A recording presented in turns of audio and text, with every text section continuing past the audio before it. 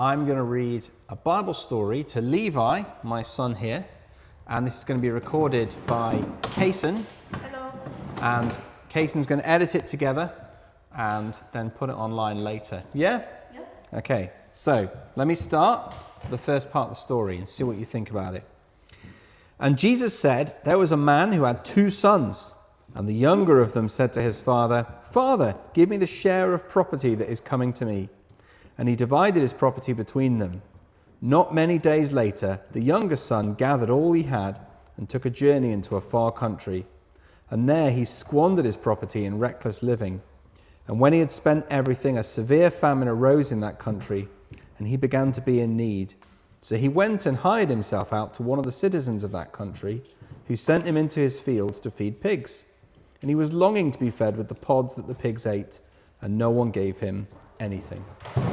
So, what do you think about that part of the story? I think that he ended up treating his dad like garbage, and then he ended up being in need and feeding pigs. Yeah, so he wasn't being paid very well, a bit of a rubbish job.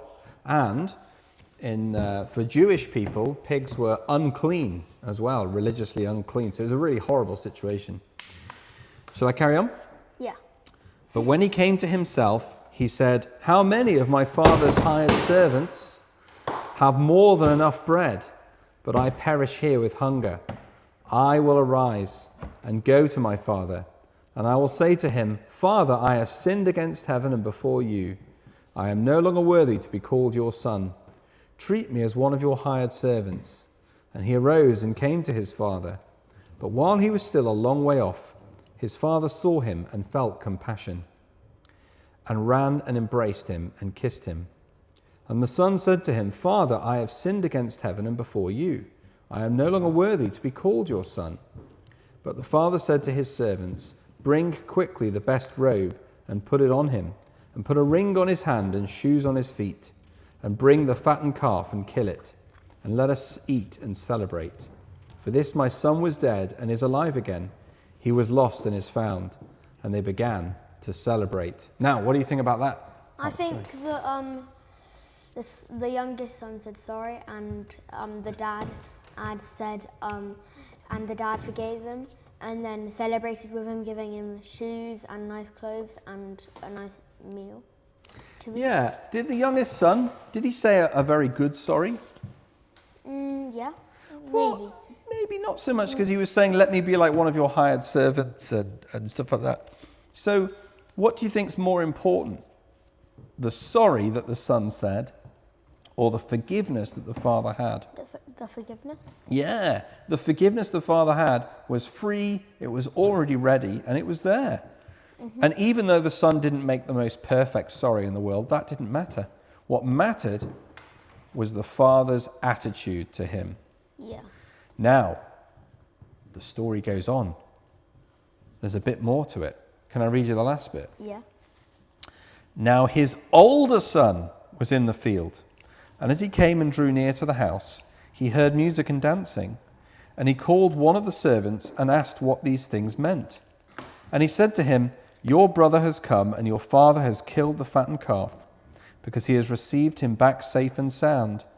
But he was angry and refused to go in. His father came out and entreated him. But he answered his father, Look, these many years I have served you, and I have never disobeyed your command. Yet you never gave me a young goat that I might celebrate with my friends. When this son of yours came, who has devoured your property with prostitutes, you killed the fattened calf for him.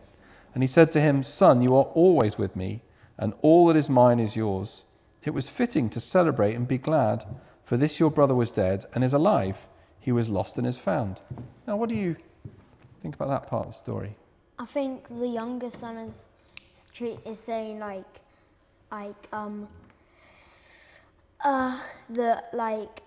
treated you well my whole life, and you never gave me anything. And what does the older son think about the father? What does he say about the father? Bad. Yeah, that the father isn't being a very nice person. So here's these 2 sons, okay? Mm-hmm. One of them treats the father badly. The other one says that the father is bad. Okay? One of them ends up inside the party and the other ends up outside the party. And this, Jesus told this story to teach us about our Father in heaven. Okay? Our Father in heaven doesn't need us to be special or good in any way. He is good to us. And he wants you to know that he is good to you. He's merciful, he's loving, he's kind, he's already forgiven you. Yeah? The only way to stay outside of that is to say, I don't believe that you are forgiving and merciful and loving, and I think you're a bad person. But God has forgiven us. That's why Jesus died on the cross. Okay? There we go. That's our video. Thanks, Kaysen.